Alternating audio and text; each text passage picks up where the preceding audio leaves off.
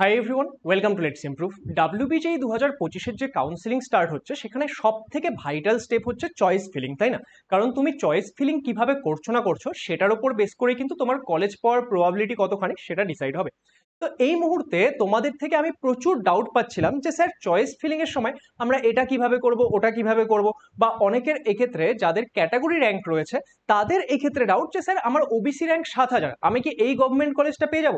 Sir আমার ST rank এত, আমি কি এই কলেজটা পেয়ে যাব? তো এই ক্ষেত্রে আজকের এই ভিডিওতে আমি এমন কিছু বিষয় নিয়ে কথা বলবো যেগুলো তোমাদেরকে অবশ্যই জানতে হবে চয়েস ফিলিং করার আগে। যে তোমরা জেনারেল স্টুডেন্ট হও বা তোমাদের কাছে কোনো একটা ক্যাটাগরি থাকুক, তো সেই ক্ষেত্রে সবাইকে কিন্তু এই বিষয়গুলো মাথায় রাখতে হবে। সবার প্রথমে আমরা কথা বলছি এই চয়েস ফিলিং এর পার্টটা নিয়ে, কারণ এটা সবার জন্য জানা প্রয়োজন। আর তারপরে আমরা ক্যাটাগরি র্যাঙ্কের যে বিষয়গুলো রয়েছে সেগুলো নিয়ে কথা বলবো, কারণ এই ক্ষেত্রে জেনারেল স্টুডেন্টদের জন্য এই ক্যাটাগরি র্যাঙ্কের বিষয়টা না দেখলেও হবে। তাহলে চলো সবার প্রথমে আমরা চয়েস ফিলিং এর বিষয়টা নিয়ে কথা বলি। এই ক্ষেত্রে যখন তোমাদের চয়েস ফিলিং হবে, এবার এখানে দেখো চয়েস ফিলিং এ অনেকের ডাউট যে স্যার আমি এই কলেজটায় যেতে চাই, আমি কি এই কলেজের সমস্ত ব্রাঞ্চগুলো দিয়ে দিই, তারপর আমি অন্য কলেজ দিয়ে দিই, এইভাবে করে করব, নাকি আমি যেই যেই কলেজগুলো যেতে চাই সেটা আমি দিয়ে দেবো? তো এরকম বিভিন্ন রকমের ডাউট আমি পাচ্ছিলাম। দেখো চয়েস ফিলিং এর যে ব্যাপারটা সেটা খুব ভালো করে বুঝে নাও। চয়েস ফিলিং তোমাকে কিভাবে করতে হবে? চয়েস ফিলিং তোমাকে করতে হবে প্রায়োরিটি অনুযায়ী। স্যার প্রায়োরিটি অনুযায়ী মানে কি? প্রায়োরিটি অনুযায়ী মানে ধরে নাও যে এক্সাম্পল দিচ্ছি একটা, ঠিক আছে? যে তুমি যাদবপুর ইউনিভার্সিটির কম্পিউটার সায়েন্সে যাওয়ার ইচ্ছা তোমার সব থেকে বেশি, তাহলে এটা কি হবে? এটা আসবে তোমার 1 নাম্বার চয়েস। তোমার নেক্সট, যদি যাদবপুর ইউনিভার্সিটির কম্পিউটার সায়েন্স না হলো, তাহলে তুমি কোথায় যেতে চাইবে? তুমি বলছো যে না আমি তাহলে যাদবপুর ইউনিভার্সিটির আইটিতে যেতে চাই, তাহলে এটা হবে তোমার সেকেন্ড চয়েস। তারপর কি? তারপর তুমি দেখছো যে আমার এক্ষেত্রে যাদবপুর ইউনিভার্সিটির আমি কোথায় যেতে চাই, 3 নম্বরে আমি যেতে চাই যাদবপুর ইউনিভার্সিটি ইলেকট্রিক্যাল ইঞ্জিনিয়ারিং এ, তাহলে এটা হবে তোমার থার্ড চয়েস। ওকে, তো এইভাবে করে আমাদেরকে কি করতে হবে? সাজাতে হবে এই চয়েসের পার্টগুলোকে। এবার অনেকের কথা আসবে স্যার আমার র্যাঙ্ক তো 12,000 জিএমআর র্যাঙ্ক হয়েছে, তাহলে সেই ক্ষেত্রে কি আমি যাদবপুর ইউনিভার্সিটি কম্পিউটার সায়েন্স দিব? দেখো তুমি চাইলে দিতেই পারো, কিন্তু দিয়ে আলটিমেটলি কোনো লাভ নেই না। তো তোমাকে কি করতে হবে? তোমার যে র্যাঙ্ক, সেই র্যাঙ্ক অনুযায়ী তোমাকে প্রিভিয়াস ইয়ারের কাট অফ গুলো দেখে নিয়ে একটা মোটামুটি লিস্ট তৈরি করে নিতে হবে যে তোমার কোন কোন কলেজে কোন কোন ব্রাঞ্চে পাওয়ার প্রবাবিলিটি রয়েছে, এবং সেই অনুযায়ী সব থেকে বেটার যেই কলেজ অ্যান্ড যেই ব্রাঞ্চটা হচ্ছে সেটা তুমি টপে দেবে। তারপর যেটা এইভাবে করে সাজাবে। এবার অনেকের এই ক্ষেত্রে কি থাকে যে স্যার আমি মোটামুটি আমার একটা ভালো কলেজ হলে হবে, কিন্তু আমি বাড়ির কাছে থাকতে চাই, তাহলে তারা কি করবে? তারা সেই ক্ষেত্রে তাদের যে বাড়ির কাছের কলেজগুলো সেগুলোকে টপে রাখবে। এইভাবে করে জিনিসটা তোমাদেরকে সাজাতে হবে। এবার এখানে আরো একটা জিনিস বোঝো। কি বুঝবো স্যার? যে অনেকের এই ক্ষেত্রে টিএফডব্লিউ থাকবে, তাই না? যাদের টিএফডব্লিউ আছে তারা যখন চয়েস ফিলিং করছো, দেখো যদি তোমার কাছে টিএফডব্লিউ সার্টিফিকেট থাকে তাহলেই কিন্তু টিএফডব্লিউ সিটের জন্য অ্যাপ্লাই করবে। যদি তোমার টিএফডব্লিউ সার্টিফিকেট না থাকে তাহলে কিন্তু টিএফডব্লিউ সিটের জন্য অ্যাপ্লাই করবে না, একদম স্ট্রিক্টলি বলে দিচ্ছি। কারণ তোমার কাছে তুমি ধরো টিএফডব্লিউ সিট পেয়ে গেলে, সার্টিফিকেট নাই, তাহলে কিন্তু তোমার সেই সিটটা ক্যান্সেল হয়ে যাবে। পরের রাউন্ডে তুমি মানে সিট পাবে কি পাবে না সেটা কিন্তু কোনো সিওরিটি নেই। সেজন্য যাদের কাছে টিএফডব্লিউ সার্টিফিকেট আছে, দেখাতে পারবে, তারাই টিএফডব্লিউ সিট দেবে। আর যাদের কাছে নেই তারা টিএফডব্লিউ সিট দেবে না। এবার যাদের কাছে ধরো টিএফডব্লিউ সার্টিফিকেট রেডি আছে, তারা কি? তারা তো এক্ষেত্রে টিএফডব্লিউ সিটের জন্য এলিজিবল, নর্মাল সিটের জন্য এলিজিবল। তাহলে তোমরা কিভাবে চয়েসটা দেবে, টিএফডব্লিউ চয়েসটা এন্ড নর্মাল চয়েসটা কিভাবে দেবে? এক্সাম্পল নিচ্ছি। ধরে নাও কেউ একজন যাদবপুর ইউনিভার্সিটির কম্পিউটার সায়েন্সে অ্যাপ্লাই করতে চাচ্ছ, এবার তুমি টিএফডব্লিউ তে অ্যাপ্লাই করতে চাও। এবার টিএফডব্লিউ তে খুব কম সিট থাকে, ধরো 3টা 4টা সিট রয়েছে। তো সেই ক্ষেত্রে তোমার যে টিএফডব্লিউ তে তুমি অ্যাপ্লাই করবে, তাহলে তুমি কি নর্মাল যাদবপুর সিএসসি সিটটা দেবে না? অবশ্যই দেবে। কিন্তু তুমি কিভাবে সাজাবে? তুমি 1 নম্বরে রাখবে যাদবপুর সিএসসি, ওকে, টিএফডব্লিউ। 2 নম্বরে কি রাখবে? 2 নম্বরে রাখবে যাদবপুর সিএসসি। পরেরটাও সেম, যে যাদবপুর আইটি টিএফডব্লিউ, যাদবপুর আইটি। এইভাবে করে তোমাকে সাজাতে হবে। এবার এখানে আসে আমাদের যে আপগ্রেডেশনের ব্যাপারটা। দেখো এই যে আমরা চয়েস অনুযায়ী এইভাবে সাজাচ্ছি, আমরা যে আমাদের এই একটা লিস্ট দিচ্ছি, সেটা কেন প্রায়োরিটি অনুযায়ী প্রপারলি সাজানো ইম্পর্টেন্ট। ধরো না তুমি এক্ষেত্রে আরো কিছু চয়েস দিয়েছো, আমি এক্সাম্পল জাস্ট নর্মালি লিখে নিচ্ছি যে 6 7 এরকম তুমি কিছু চয়েস দিয়েছো, 8 9, ওকে, অ্যান্ড 10টা ধরো চয়েস দিয়েছো। তুমি এই ক্ষেত্রে আরো বেশি চয়েসই দেবে অফকোর্স, অ্যান্ড বোর্ডের থেকেও বলে যে মিনিমাম তুমি 20টা চয়েস দেওয়ার চেষ্টা করো। ওকে, তুমি চাইলে কমও দিতে পারো, কোনো ব্যাপার না, কিন্তু বোর্ডের থেকে বলে তুমি মিনিমাম 20টা চয়েস দেওয়ার চেষ্টা করো। তো সেই ক্ষেত্রে ধরে নাও তুমি ফার্স্ট রাউন্ডে গিয়ে এই 8 নাম্বার যে তোমার চয়েসটা ছিল সেটা ধরো তুমি পেয়েছো। এবার এটা পাওয়ার পর তুমি ফিজিক্যাল ভেরিফিকেশন করেছো, তুমি সমস্ত কিছু কমপ্লিট করেছো। যারা প্রসেস জানো না, আমার কাউন্সিলিং এর যে ভিডিওটা বানানো রয়েছে সেটা অবশ্যই দেখে নিও, পুরো প্রসেস ক্লিয়ার হয়ে যাবে।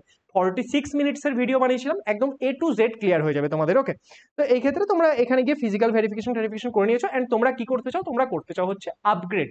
তাহলে তোমরা যদি এখন আপগ্রেড করতে চাও, তোমাদের মাথায় কোয়েশ্চেন আসবে যে স্যার তাহলে আপগ্রেডের সময় আমি পাবো কোথায় কলেজগুলো? দেখো, যখনই তুমি এই সিটটা পেয়ে গেলে না, তুমি মাথায় রাখবে এর মানে কোনো একটা পার্টিকুলার সিট যখন পেলে, তুমি 8 নাম্বারটা পেয়েছো, তোমার ধরো এই ক্ষেত্রে আরো রয়েছে 11, 12, 13 অনেক রয়েছে, তোমার এই সমস্ত কিছু ডেটা মিটে যাবে।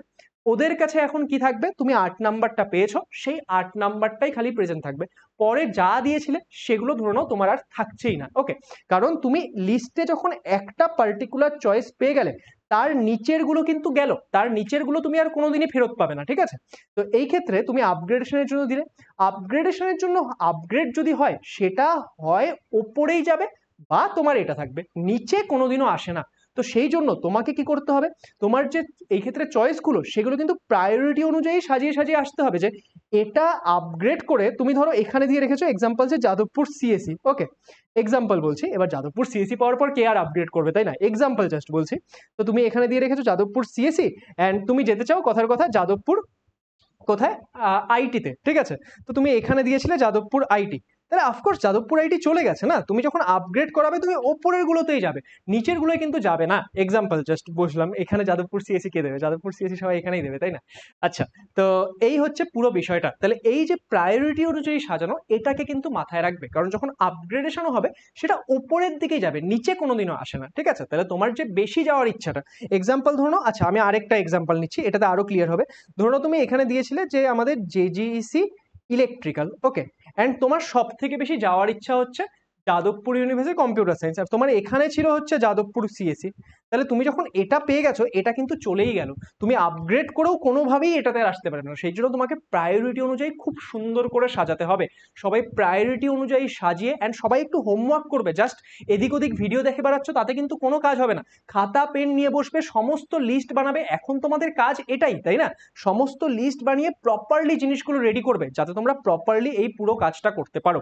নেক্সট এবার কি নিয়ে আমরা কথা বলবো, নেক্সট এবার আমরা ক্যাটাগরি র্যাঙ্ক নিয়ে কথা বলবো। কিন্তু তার আগে আমি একটা জিনিস বলছি, তোমরা যারা যারা ইঞ্জিনিয়ারিং পড়তে যাচ্ছ, ইঞ্জিনিয়ারিং নিয়ে যখন তোমরা যাবে, তোমাদের একটা সাবজেক্ট পড়তে হবে, সেটা হচ্ছে সি প্রোগ্রামিং।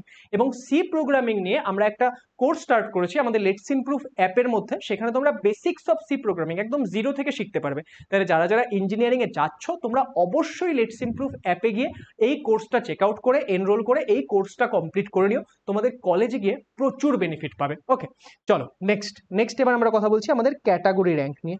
দেখো, যাদের ক্যাটাগরি র্যাঙ্ক রয়েছে তাদের এই ক্ষেত্রে ডাউটটা কি, যে স্যার আমার ওবিসি র্যাঙ্ক 7000, আমার কি এই কলেজটা হয়ে যাবে? স্যার আমার হচ্ছে এসসি র্যাঙ্ক 2000, আমার কি এই কলেজটা হয়ে যাবে? মাথায় রাখবে, ক্যাটাগরি র্যাঙ্ক দিয়ে কোনো কাউন্সিলিং হয় না। কাউন্সিলিং কিসের ভিত্তিতে হয়? কাউন্সিলিং হয় জিএমআর র্যাঙ্কের ভিত্তিতে বা পিএমআর র্যাঙ্কের ভিত্তিতে। ওকে, তাহলে স্যার আমাদের যে এই ক্যাটাগরি র্যাঙ্কটা, সেটা কি কাজে লাগে?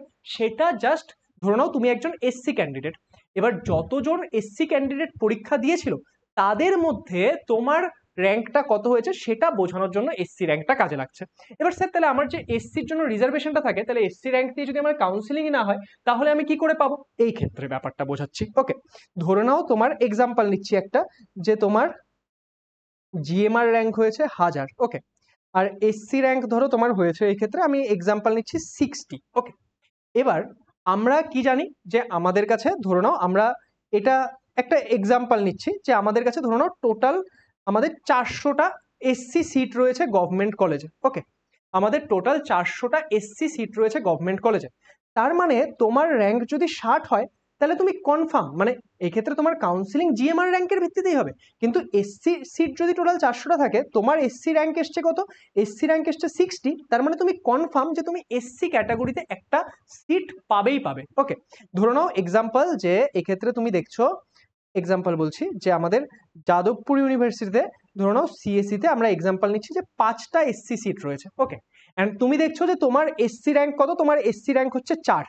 তার মানে তুমি কনফার্ম যে এই ক্ষেত্রে তুমি যাদবপুর ইউনিভার্সিটিতে কম্পিউটার সায়েন্স পেয়ে যাবে, বুঝতে পারলে? তো এটা হচ্ছে যে আমাদের এখানে 5টা সিট এসসিদের জন্য রিজার্ভ রয়েছে। আমি এক্সাক্ট নাম্বারটা জানি না, এটা জাস্ট এক্সাম্পল নিলাম। ওকে, তো এই ক্ষেত্রে আমাদের এই যে 5টা সিট রয়েছে, তোমার এসসি র্যাঙ্ক যদি 4 হয় তার মানে তুমি কনফার্ম এখানে পাচ্ছ।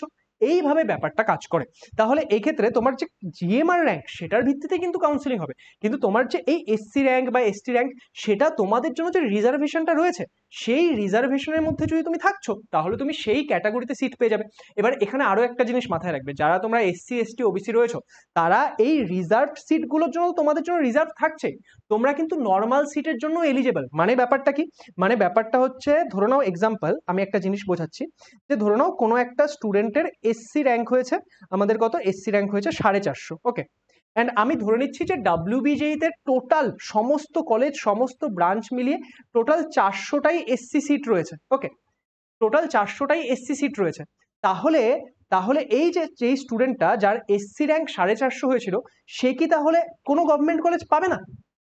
অফকোর্স এই ক্ষেত্রে কিন্তু সে কলেজ পেয়ে যাবে। তার কারণ কি, তার যদি এসসি র্যাঙ্ক 450 হচ্ছে, তার জিএমআর র্যাঙ্ক কিন্তু খুব একটা বেশি হবে না, জিএমআর র্যাঙ্ক একটা সুইটেবল র্যাঙ্কে হবে। তাহলে সেই ক্ষেত্রে সে এসসি ক্যাটাগরির আন্ডারে অ্যালটমেন্ট পাচ্ছে না, সে কিন্তু নর্মালি একটা জিএমআর র্যাঙ্কের বেসিসে কিন্তু কলেজ পেয়ে যাবে। তাহলে কাউন্সিলিংটা সেটা কিন্তু জিএমআর র্যাঙ্কের বেসিসেই হচ্ছে। এখানে জাস্ট তোমাদেরকে আমি, আচ্ছা এই নাম্বারগুলো কিন্তু একটা জাস্ট এক্সাম্পল, ঠিক আছে, এক্স্যাক্ট নাম্বারগুলো আমার এই মুহূর্তে জানা নেই, আমি তোমাদের জাস্ট বোঝানোর জন্য একটা এক্সাম্পল নিচ্ছি।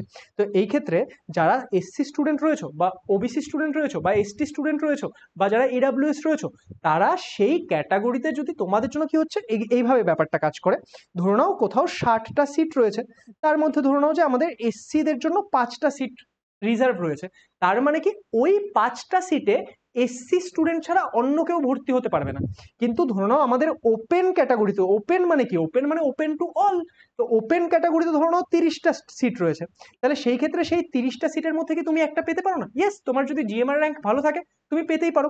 এই ক্ষেত্রে প্রথম যে 5টা সিট রয়েছে সেটা এসসি ক্যাটাগরি স্টুডেন্টদেরকে দিয়ে দেওয়া হবে, যে তোমার জিএমআর র্যাঙ্ক অনুযায়ী যারা যারা ওই সিটের জন্য অ্যাপ্লাই করেছে জিএমআর র্যাঙ্ক অনুযায়ী, সেই ক্ষেত্রে যাদের ভালো র্যাঙ্ক থাকছে তাদের প্রথম 5জনকে এই যে এই সিটগুলো দিয়ে দেওয়া হবে। তারপর বাকি যে সিটগুলো থাকছে সেখানে তুমি পেতেই পারো। ওকে, তাহলে এই হচ্ছে পুরো আমাদের ক্যাটাগরি র্যাঙ্কের বিষয়টা। তার মানে আমাদের যে কাউন্সিলিংটা হচ্ছে সেটা কিন্তু জিএমআর র্যাঙ্কের বেসিসেই হয়। আমাদের এসসি এসটি ওবিসি এখানে তোমার যে র্যাঙ্কটা থাকছে সেটা জাস্ট কিসে হেল্প করছে, যে আমাদের যেই কলেজে যেই ডিপার্টমেন্টে যতখানি রিজার্ভেশন রয়েছে, যতগুলো সিট, সেই সিটগুলো কি তোমার সেই এসসি র্যাঙ্কের বেসিসে তোমার সেটা ফিল হবে, বুঝতে পারলে? ওকে, কিন্তু তুমি কি অন্য সিট পেতে পারো না? তুমি ওপেন ক্যাটাগরিতেও সিট পেয়ে যেতে পারো। ওকে, তো এই হচ্ছে পুরো বিষয়টা। তাহলে আশা করছি আজকের এই ভিডিও থেকে তোমাদের কাছে পুরো জিনিসটা আমি এক্সপ্লেন করতে পেরেছি। কারোর কাছে যদি আরো কোনো রকমের ডাউট থাকে তোমরা কমেন্ট করে জানাতে পারো, আমি সময় পেলে অবশ্যই সেটা ভিডিও বানিয়ে তোমাদের বুঝিয়ে দেওয়ার চেষ্টা করব। তো ভিডিওটা কেমন লাগলো সেটা কমেন্ট করে জানিও, অ্যান্ড এর পরবর্তী বিভিন্ন আপডেটস পাওয়ার জন্য বা কিভাবে কি করতে হবে সেগুলো জানার জন্য আমাদের চ্যানেলটিকে অবশ্যই সাবস্ক্রাইব করে রাখো এবং ভিডিওটিকে লাইক শেয়ার করতে ভুলো না। চলো দেখা হচ্ছে পরের ভিডিওতে, বাই বাই।